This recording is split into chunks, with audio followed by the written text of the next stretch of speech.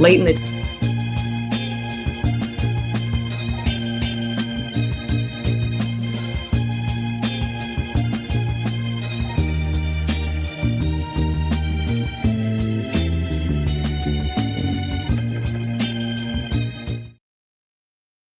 day, on President Trump's first day after he was sworn in, he pardoned roughly 1,500 people who had been charged in connection with the attack on the Capitol on January 6, 2021. We need to hold the doors of the Capitol. Including some people who were charged with attacking police officers. There's no specific way that pardons happen in a presidency. Often presidents will issue their most controversial ones at the end. Bill Clinton did that, for example. Donald Trump also did that at the end of his presidency. This, however, is highly unusual, both because of the type of pardons that they are and the fact that they're coming right out of the gate. By doing this on day one, Trump is trying to show that he is fulfilling a pledge that he had made to people who were arrested essentially in support of him. He has also been trying for 4 years to rewrite the history of what took place that day. That was a day of love. And this helps him to achieve that goal. President Trump typically views the world through the lens of how people treat him and how they behave toward him. To that end, he spent a fair amount of his first day as president for a second time complaining that his predecessor, President Biden, had preemptively pardoned a number of people, including his family members, but also people involved in the House Select Committee that investigated the January 6th attack. Why are we helping some of the people? Why are we helping Liz Cheney? It's not clear that such preemptive pardons can do a whole lot. They're fairly untested legally. But Trump made clear that he was upset that Biden had tried to help people who Trump considered to be his enemies. All of this simply reinforces a sense of unease in Washington for people who have been oppositional to Donald Trump, for people who have been critical of him, for people who have tried to investigate him, or at least to serve as a check on his power when he was president the first time. Thank you.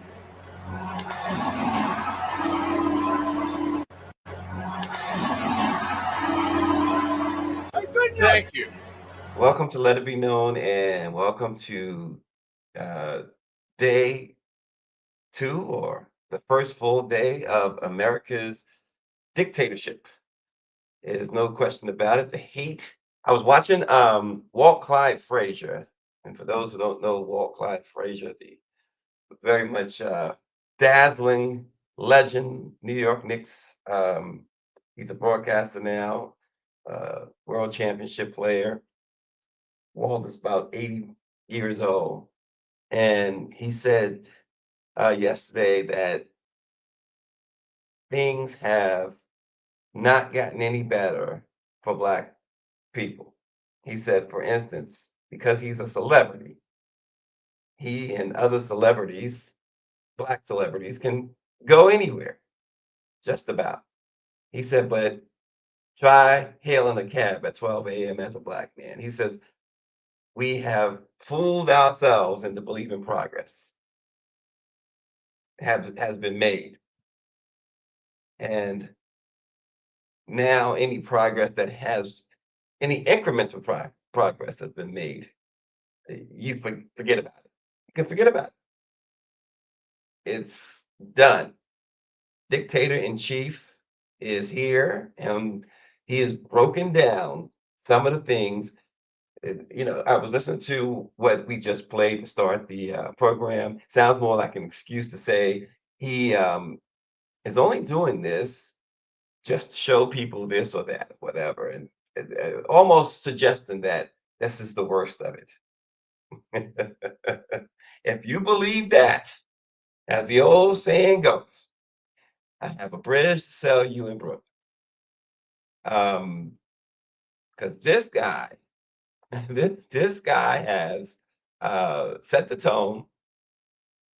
Just look at his executive orders, his so-called America First agenda. It is anti-Black, anti-immigration, anti-LGBTQ. It is everything he said it would be.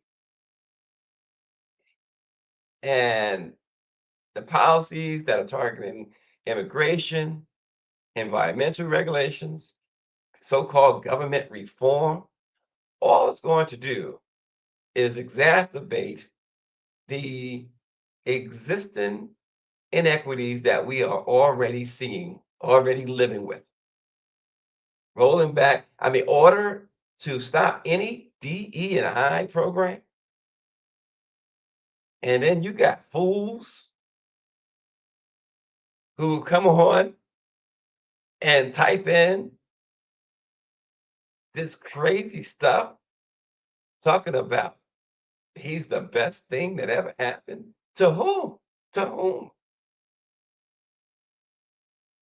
He signed executive orders for a temporary hiring freeze for federal agencies.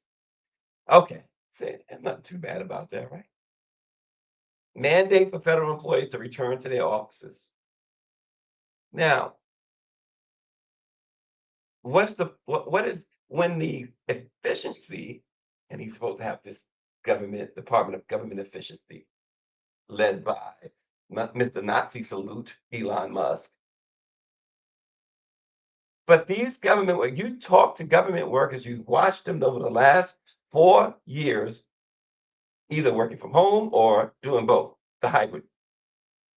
And they have never performed or produced as much as they have even in these last 4 years. And now you want to mandate. The reason why you want to mandate, this is what dictators do. They have to control you. They've already been having these interviews even before he took office with certain federal employees to see where their allegiance lie. Um, Mike Reed says those federal employees must also pledge faith and allegiance. And this is a 34 times convicted felon ordering folks around. He ordered a review of federal investigations that he suggested had unfairly targeted his supporters. Every prosecution was legitimate. It just came too late because you had an inept, impotent DOJ head that a loyalist to his bitter end, Joe Biden, decided to have on his staff as the head of the DOJ. Because if you had anybody of confidence, our CBC member down in Florida, Val Demings, perfect choice at the time, 4 years ago.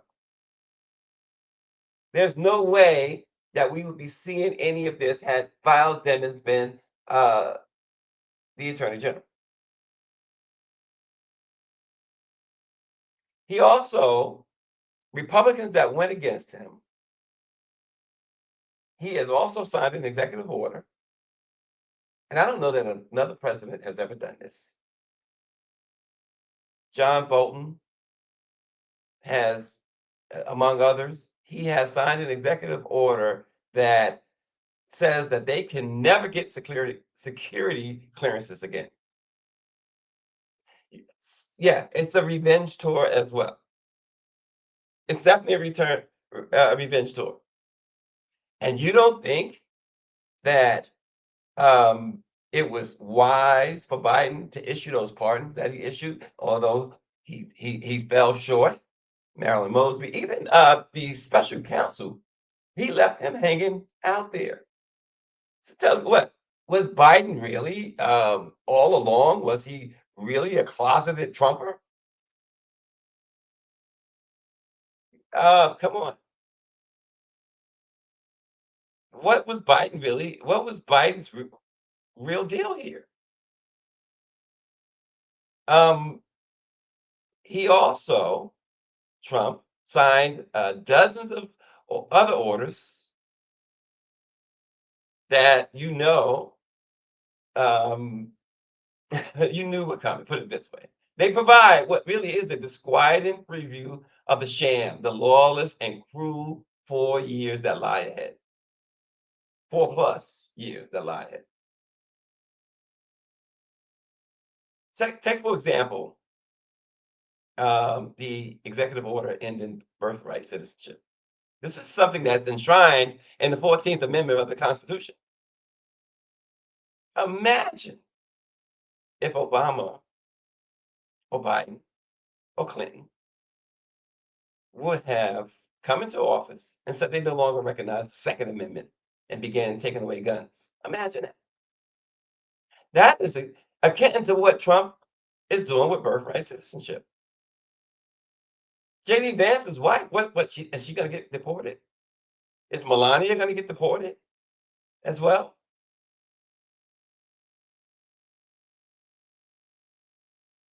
Think about it. The guy has no bottom. Nobody. He, of course, one of the more ridiculous things, signed an executive order delaying the enforcement of a federal ban on TikTok for 75 days, even though the law went into effect. The Supreme Court. So here's the test, folks. Remember, we've been telling you, and you've seen it. It's not that we've told you. You've seen it for the last several years. The Supreme Court has been in his back pocket. He picked 3 of those judges, and 6 of them are beholden to him. The Supreme Court this is going to be a test. Can the president override what the Supreme Court has done? Folks, that is called dictator. That is called dictator.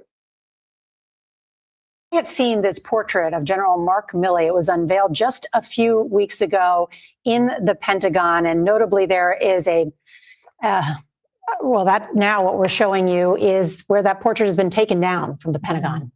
As Donald Trump came to power, we're told that the portrait of the former chairman of the Joint Chiefs of Staff was removed. And highly unusual for a man who served 40 years in the U.S. military. But General Milley got on the wrong side of Donald Trump. And as a result, President Biden issued a pardon for Milley today to warn against any future protection. And you may have. And we haven't even talked yet about the pardons for all of the January 6 convicts. This is supposed to be, Republicans are supposed to be the party of law and order. Folks, 6 police officers eventually died because of January 6. 140 some odd officers were violently assaulted. And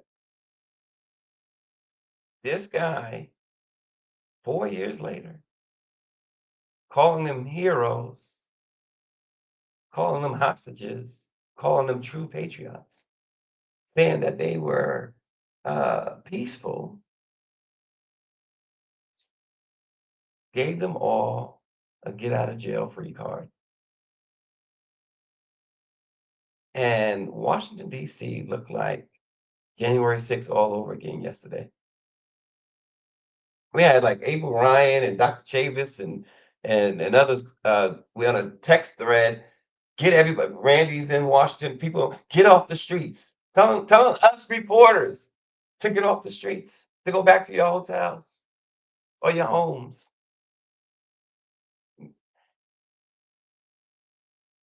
It is absolutely bananas that we are talking about. We're not talking about a U.S. president, folks. We're talking about the very first U.S.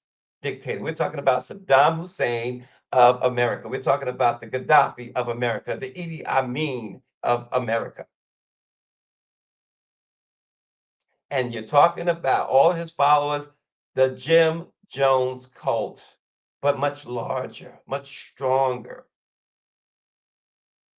much more deadly.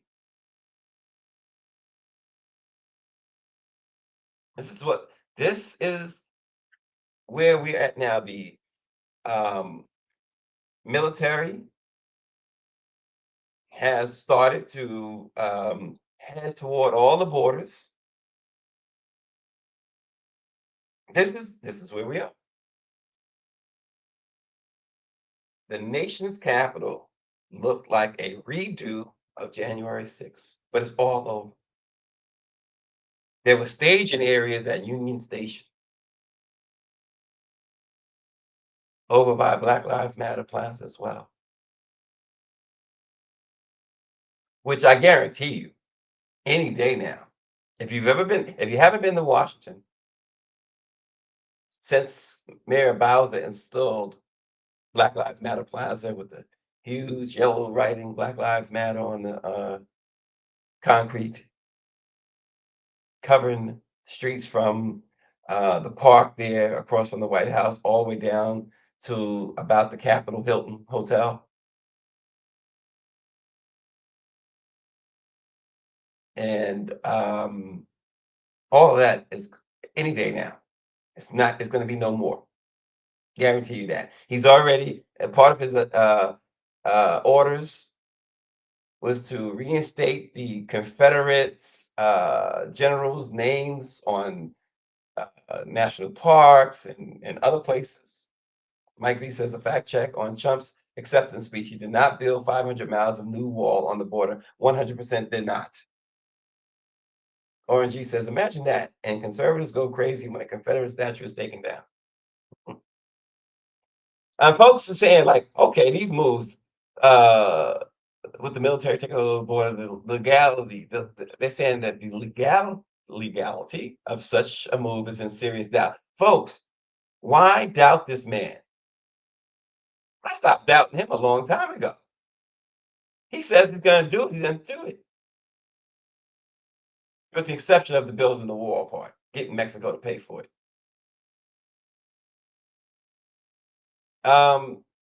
He withdrew from the Paris Climate Agreement, and he only did that, folks. She put up that a moment ago where it says Trump is tiny and petty.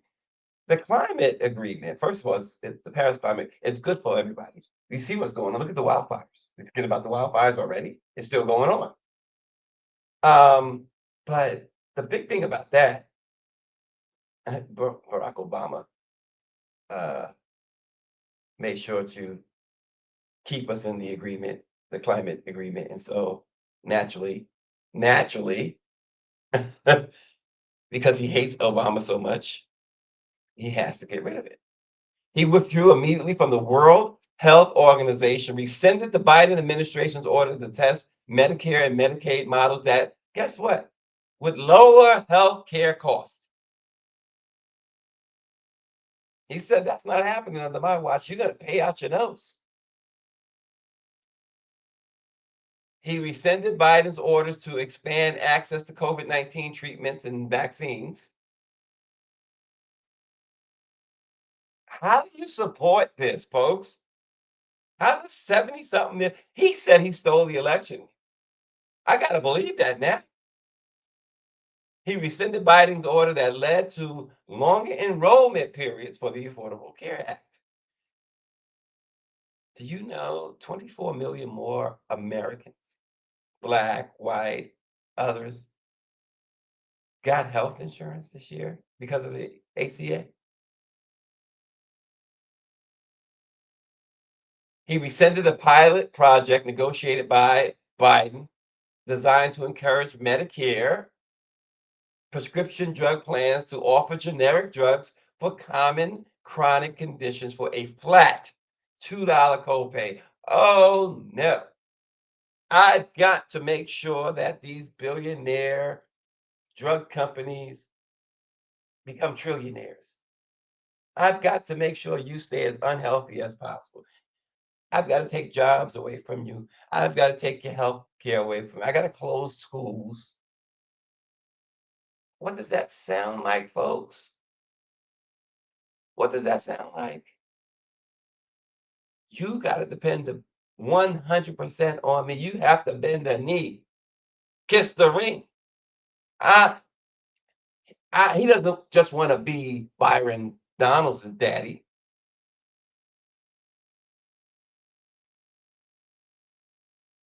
I look at that at the Capital One Arena. All of those MAGAs with the red hats.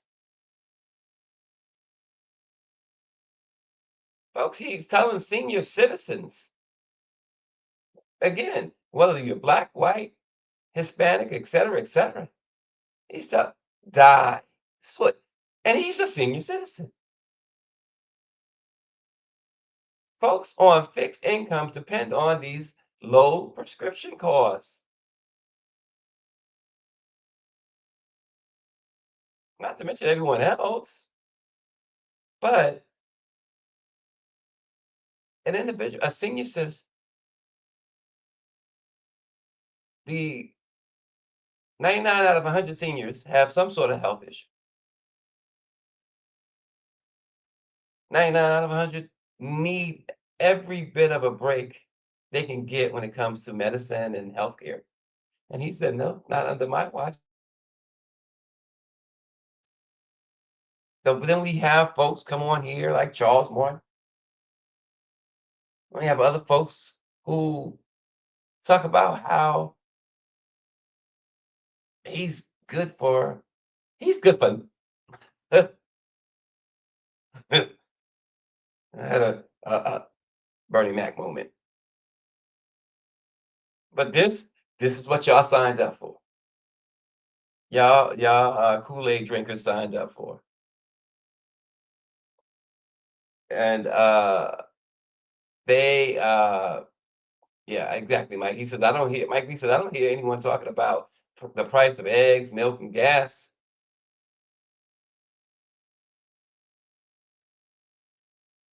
David Youngblood says, we have just begun to experience the whirlwind, and the severity and swiftness will be unyielding. It's 1933 Germany all over again. Elon Musk let you know that on no uncertain terms. Even so much that it appears that the ADL of all groups, the group that the moment you step into anything anti-Semitic, and rightfully so, they jump on your case. They make sure to call it out. But it's so bad now, even they are capitulating. They gave Musk, of all people, in a statement, the benefit of the doubt on his Nazi salute yesterday. The ADL, the Anti-Defamation League. Folks, that don't tell you. And then look at these jigaboos. They got to be. I'm sorry. Give me a break. No respect. I can't respect that. I can't respect that. And Barack Obama, Clinton, they got exactly what you would expect yesterday. Now, they couldn't hear it because it was on the screen there at the Capital One arena. When they walked into the Capitol, the MAGAs loudly booed Obama and Clinton and his wife, Bill and Hillary. He shouldn't have been there. He shouldn't have been there. Vice President Harris, she was there, and every second of the inauguration, every single second, she looked like she was being forced to be there, like somebody was holding a gun to her head. It was extremely uncomfortable to watch her sit there. And she sat through it. In fact, the biggest laugh came from Hillary Clinton when Donald Trump said that they're going to rename the Gulf of Mexico, the Gulf of America. She couldn't contain herself. Hillary Clinton laughed and smirked and everything else.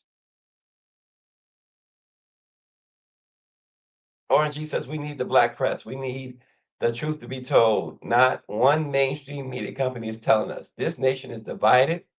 You have black people wishing Trump good luck. Negro, please, he says. Mike V says those DC. This is a good point, Mike V. Those DC hotel rooms were in the thousands. I thought everyone was poor and struggling under Biden. Suddenly they got their finances together for an inauguration. And guess what? Guess what? They wasn't allowed in to see the inauguration. They paid all that money. And what they were able to do, and Tyson's had his brains beat in so bad, he has no idea what he's doing. He has no idea.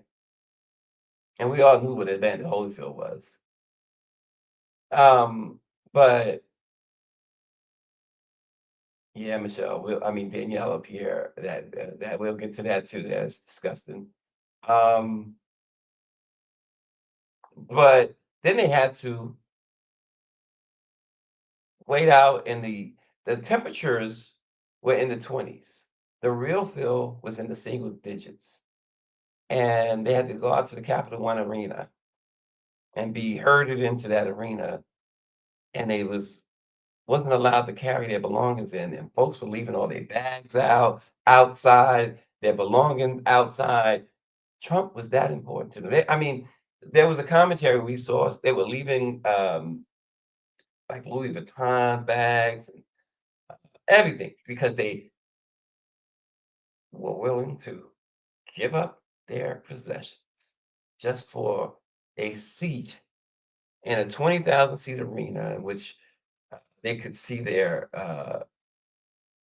God,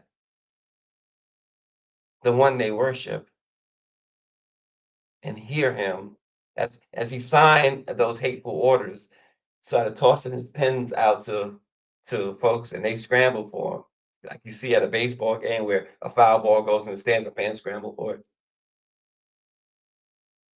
It was incredible. Incredible. And Austin said they left what was left of their brains outside. This is what they left outside, folks, because they couldn't take it inside. See, the Capital One Arena situation was a pretty much as last minute of a big event as you can get because they decided not to allow. It speaks volumes too. They decided not to allow the MAGAs. Trump decided not to allow his worshipers into the inauguration.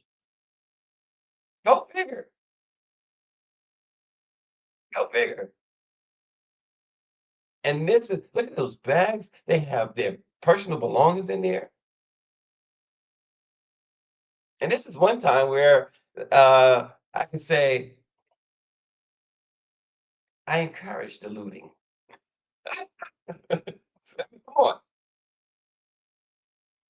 This is absolutely insane what we are seeing.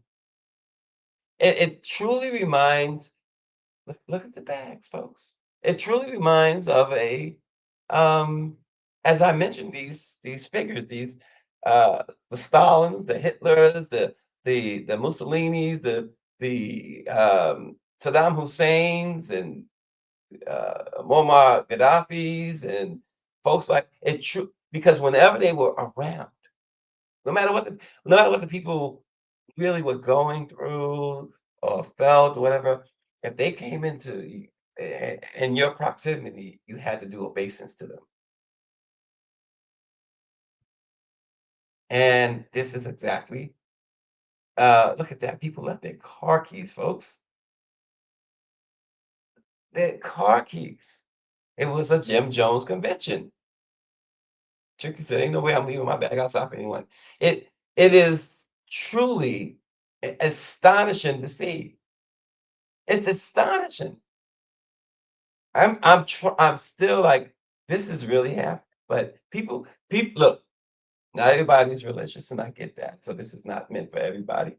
But people don't even worship their God. The way they worship this man. The loyalty, the capitulation is astonishing. We are talking about somebody who is has been put into the office of President of the United States.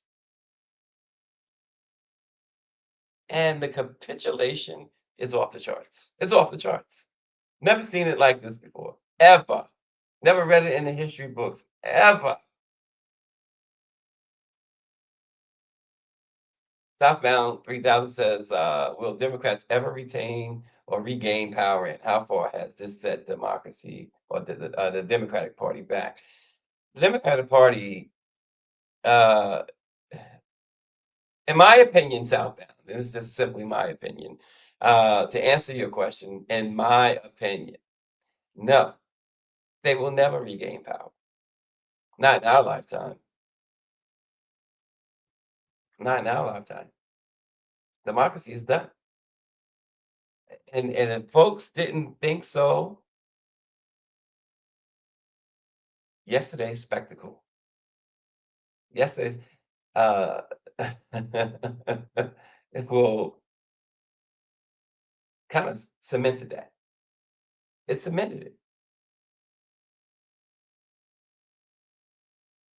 Michelle Madison says many people that she's spoken to are basically in shock. David Youngblood says the Roman salute began very early in the Hitler reign, and within a year, you were ostracized and beaten in public for not saluting.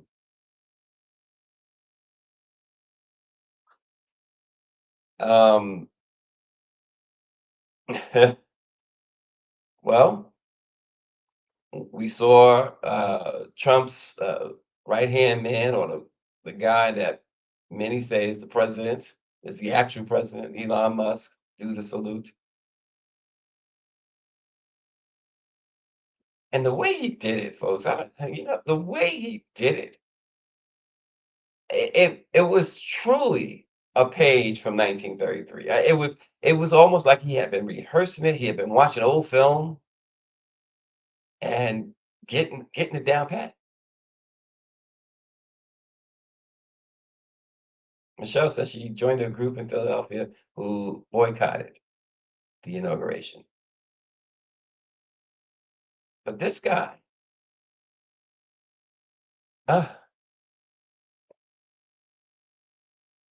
just watch. It's coming. There you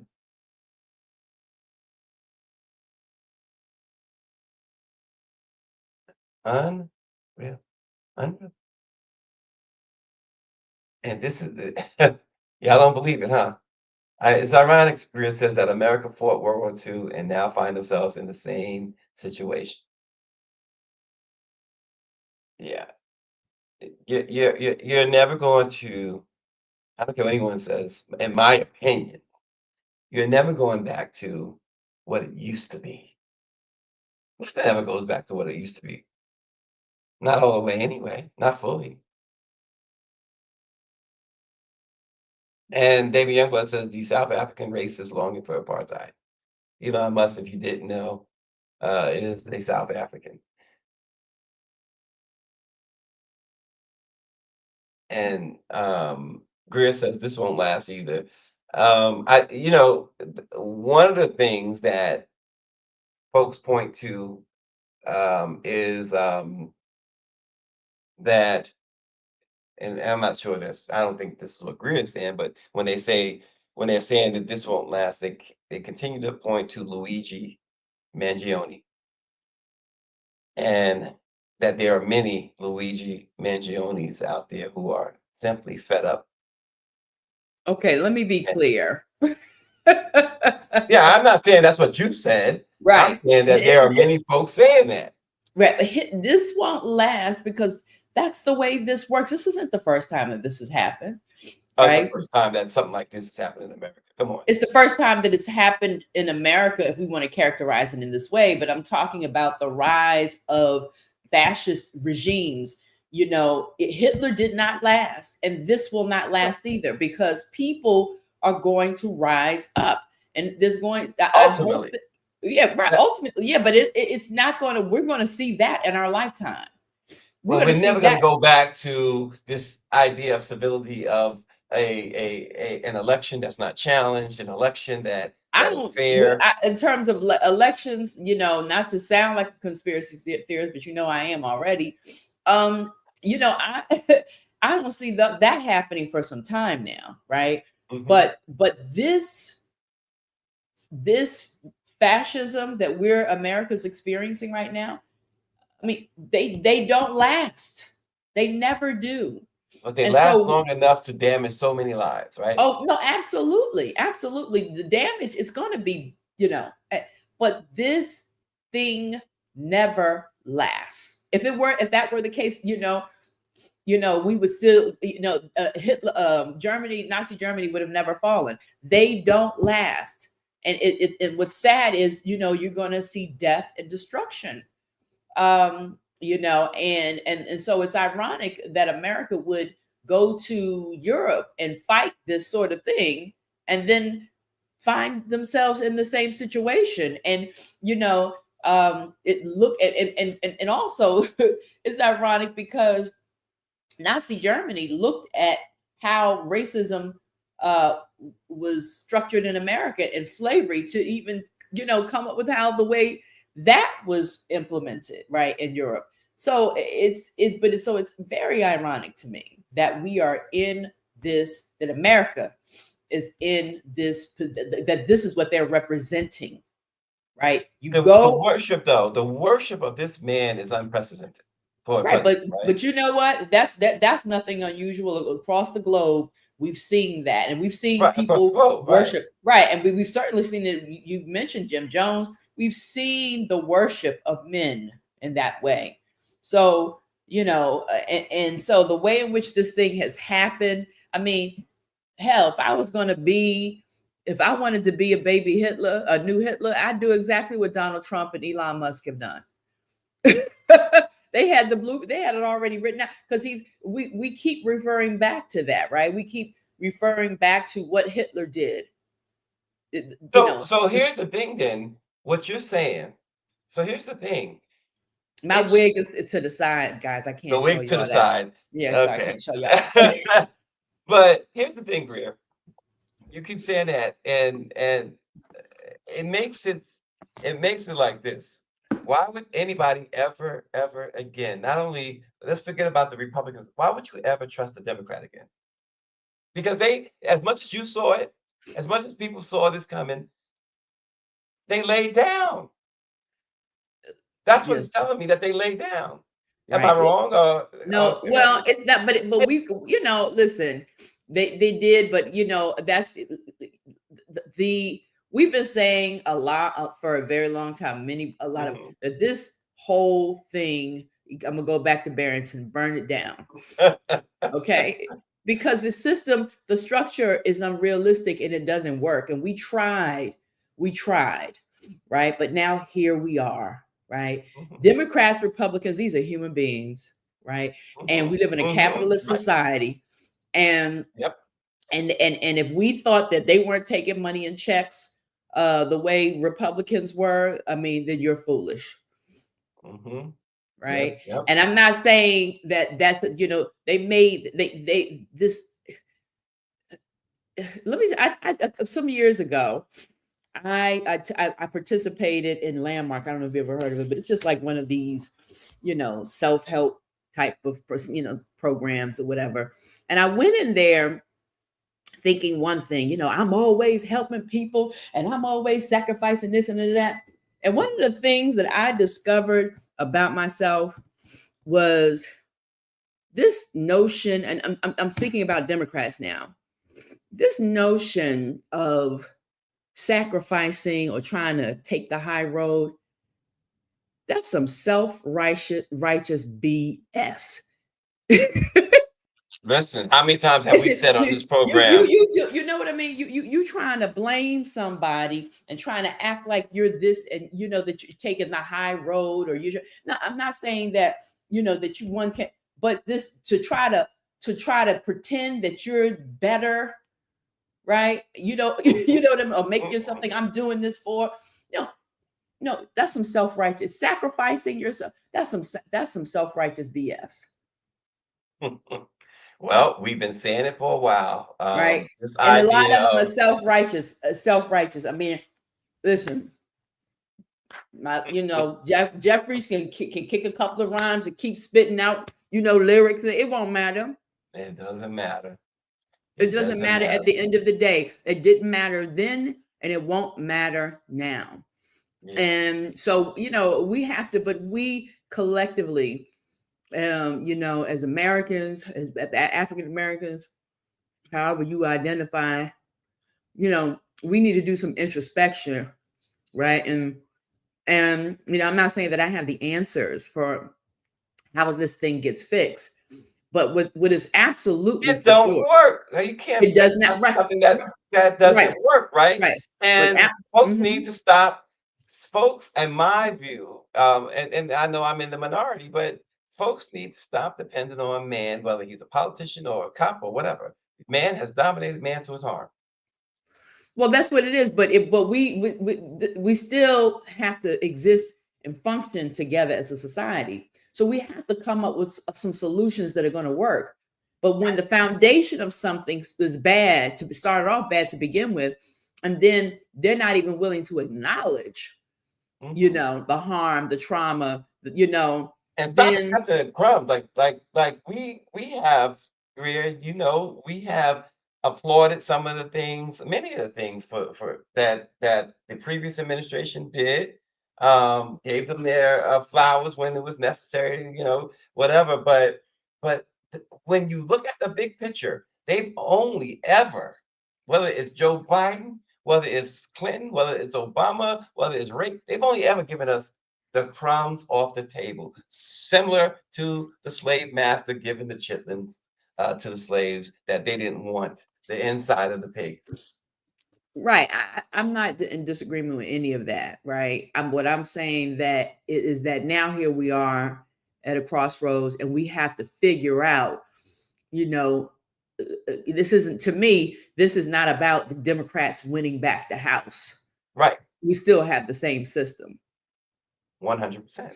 And we have to, as a, we have to figure out as a society how we're going to be able to live in where everybody, has what they need. And, now I'm going to say something dark. I don't know that some people are capable of that, of doing, I ain't going to say name no names, but certain folks, I don't believe that they're capable. If I'm looking at history, I don't believe that some people are capable of, creating of not feeling the sense of needing to dominate, to destroy, right? And so, and sadly, that mindset is just that mindset has dominated the idea that you must dominate, that someone must be under you. You must, what I mean? That is, so I don't know what the solution is, but I know that at some point we have to stop just focusing on it and complaining about it and figure out how to survive, right? And not just survive, but create some sort of change. We know, and if we acknowledge, and sadly too, in this country, Black folks can't do it without white folks. I'm talking about if we're going to exist here and we're living under their rule. Some of those folks, and so that means that when those people wake up, right? The question becomes, what will you do? I mean, we can try to do what we did in the past and create our own world within this world. We have no choice. But but if we don't want to experience death and destruction, if we want to continue to thrive, it's the last couple of days have felt, you and I have talked about this. Oh my God. It's felt horrible. Right? It doesn't seem, it doesn't seem like real almost, right? Especially when you went into, and like we were telling folks, Washington, D.C., these last couple of days, it just looks like it's January 6th ready to happen all over again. And I'm telling you, baby, they was out there last night. Thick. Okay. Hey, look, Listen, we got the text chain. right. And let me tell you something that I think was crazy. I'm just keeping it real. I saw a flaming make America great again, and I was like, dude, this guy Well, was. He was a flame, and I could not. I'm like, what in they the hate you. world? They hate you. That's the thing too, right? Um, they absolutely hate uh gay, LGBTQ all the way around. They hate them. And yet, you like you said, you see this guy aligning himself with them. He had the hat on and the whole bit, and I just couldn't believe it. It was stunning to me. But it was gridlock downtown Mhm. yesterday. They were everywhere. You saw red hats everywhere, and so Chocolate City is Chocolate City no more. Oh gosh, no. Like I said, the Black Lives Matter Plaza will be gone within days. That Mhm. is not going to stand. And plus it's right there in Trump's face in front of the White House. That's going away. Yes. Especially now. This So second let me just term. say this, audience: we're having a meltdown right now, but we're going to do our best to turn this corner because we have to. Well, victorious person says real change will not happen peacefully, and too many of us are comfortable with the status quo. Um, And and see, here's something else I want to throw in there, but then I'm going to let you go on with your. We have to. I think we have to also um, figure out how we're going to be. We really need for folks to get locked into the black press, okay? Because these billionaires are controlling, even this conversation that we're having right now, right? Mhm. And I did a little experiment this morning to see some social media person talked about how they're controlling the algorithms, and so some of the hashtags that we typically use for our stories and things, if you put them in Instagram, for instance, nothing comes up, Yep. right? So we have to, we need you all to tap into and to what's happening in your local, black newspapers, and to support black media as much as possible. There's going to be challenges to that if you do all of your stuff digitally. So so if you have if you're not familiar with your local black newspaper, and hopefully they're still printing in your area, stay locked in, because we can still get information to you, right, through those outlets. So I want to encourage you to do that, but please pay attention to what's happening right now. um so we can look at this, what's happening right now, as an opportunity for us, right, to really recreate our world. We've done it before. Or I'm talking about our world, meaning our black world, in terms of how we thrive, and so, or we can succumb. We don't want to find ourselves, um, you know, in the situation. Do we ain't trying to do this right here. We cannot be Oh this, my God, that okay? was a And they, disgrace. yeah, so it's very important that everyone, we encourage you to support your black media, figure out ways, to stay locked in beyond what's happening digitally, because we don't know, since we know that they are in control of this, we don't know, where things are going to go. So, I just encourage you to do that. And that's all I really have to say. I thank you for allowing me to crash your party this morning, sir.